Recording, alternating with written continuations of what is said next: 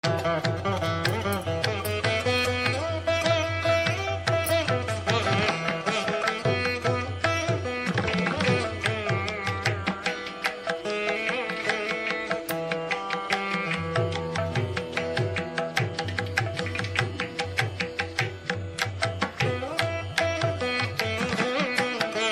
శ్రీ వారాహిదేవి నమః. Hi friends, ఈరోజు వారాహిదేవి నవరాత్రిలో భాగంగా పంచమి తిథి. ఆ రోజు అమ్మవారికి చిలకడ దుంపలు అలాగే కందదీపాన్ని అయితే నేను రెడీ చేస్తున్నాను. నేను ఎలా పూజ చేశానో, ఎలా కందదీపాన్ని పెట్టానో ఫుల్ వీడియో ఎక్కడా స్కిప్ చేయకుండా చూడటానికి ట్రై చేయండి. నచ్చితే లైక్ చేయండి. ముందుగా కందదుంపని శుభ్రంగా ఒక రోజంతా నానబెట్టుకొని శుభ్రంగా కడుక్కోవాలన్నమాట. నేను ముందు రోజే మొత్తం నానబెట్టాను. దాని చుట్టూ మట్టి ఉంటుంది.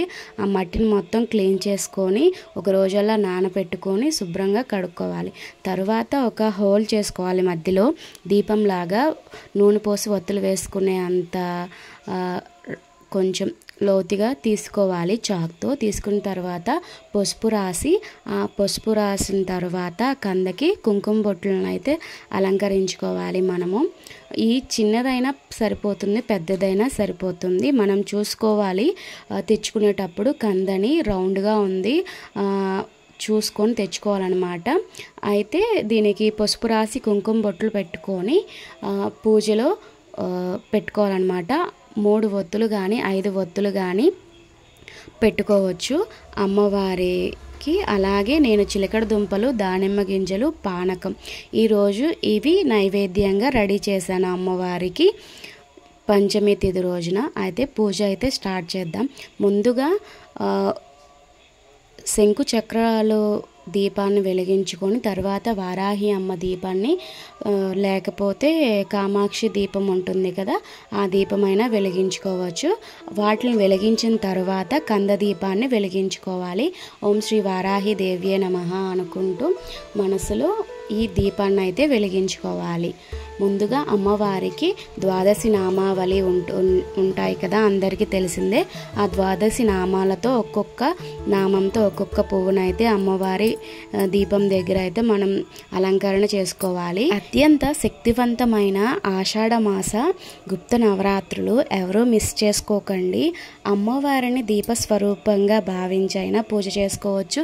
లక్ష్మీదేవి అమ్మవారి ఫోటో పెట్టుకోనైనా పూజ చేసుకోవచ్చు. హిందువుల్లో లక్ష్మీదేవి లేని ఇల్లు అంటూ ఉండదు కదా. భూలక్ష్మిదిగా వారాహి అమ్మవారిని పిలుచుకుంటారు. అలాగే అమ్మవారికి ఎక్కువ నైవేద్యాలు కూడా ఏమి పెట్టవలసిన పని లేదు. దానిమ్మ గింజలు, చిలకడ దుంపలు, పానకం అవేమి ఉన్నా లేకపోయినా పానకం ఒకటి, ధూపం ఒకటి వేస్తే చాలు. అమ్మవారు చాలా ప్రీతి చెందుతారు. ధూపం ఎక్కువగా కావాలి అమ్మవారికి. అలాగే పానకం నైవేద్యం, బెల్లం పానకం నైవేద్యంగా పెట్టి ధూపం వేసిన చాలు, అమ్మవారు తొందరగా అనుగ్రహిస్తారు. అమ్మవారికి ధూపం చూయించిన తర్వాత ఇల్లంతా ఒకసారి ధూపాన్ని అయితే వేశాను. ధూపం వేసేసిన తర్వాత అమ్మవారికి పంచహారతిని అయితే ఇచ్చాను. తరువాత కర్పూర హారతిని కూడా అమ్మవారికి హారతిని అయితే ఇచ్చాను. పంచహారతి పంచమి రోజు అమ్మవారికి ఇచ్చాను అనమాట. ఈ వీడియో కనుక మీకు నచ్చినట్లయితే ప్లీజ్ లైక్ చేసి సబ్స్క్రైబ్ చేసుకోండి. తర్వాత కర్పూర హారతిని కూడా ఇచ్చాను. మీరు అమ్మవారి అనుగ్రహం మన అందరి మీద ఉండాలని కోరుకుంటూ నేను మీ హైమ. ఈ వీడియో కనుక మీకు నచ్చినట్లయితే ప్లీజ్ లైక్ చేసి సబ్స్క్రైబ్ చేసుకోండి. Thank you for watching. శ్రీమాత్రే నమః. శ్రీ వారాహి దేవ్యే నమః.